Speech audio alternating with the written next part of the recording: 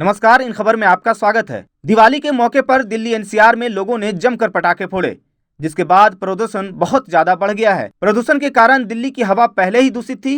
दिवाली पर शाम के समय प्रदूषण का स्तर बढ़ना शुरू हो गया था। यही हाल नोएडा और गुरुग्राम का भी रहा। लोगों ने रोक के बावजूद जमकर पटाखे जलाए।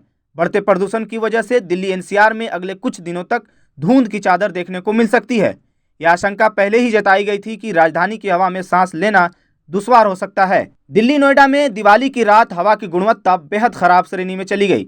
दिल्ली में AQI 323 और नोएडा में 342 रहा।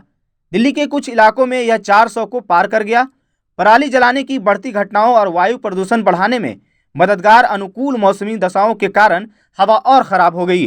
गुरुग्राम में सुबह 5 बजे AQI 245 दर्ज किया गया। वायु गुणवत्ता प्रणाली और मौसम पूर्वानुमान एवं अनुसंधान ने पहले ही अनुमान जताया था कि अगर पिछले वर्ष की तरह इस बार भी पटाखे फोड़े जाते हैं तो दिवाली की रात को हवा की गुणवत्ता गंभीर स्तर व एक और दिन रेड जोन में रह सकती है। 0 से 50 के बीच के AQI को अच्छा माना जाता है, 51 से 100 को संतोषजनक, 101 से 200 को मीडियम, 200 से 300 के बीच को खराब और 301 से 400 को बहुत खराब और 401 से 500 को गंभीर माना जाता है। पटाखे चलाने से रोकने के लिए नियम बनाए जाने के बावजूद शाम होते ही दिल्ली के अलग अलग इलाकों में लोगों ने जमकर आतिशबाजी की।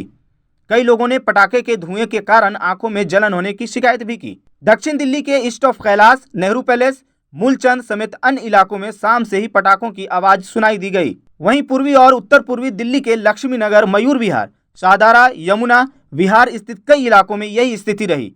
कुछ निवासियों ने कहा कि इस बार पटाखों की आवाज पिछले साल से कम थी, लेकिन रात 9 बजे के बाद पटाखों की आवाज काफी बढ़ गई थी। ऐसे ही तमाम खबरों के लिए देखते रहिए इन खबर चैनल को सब्सक्राइब करें।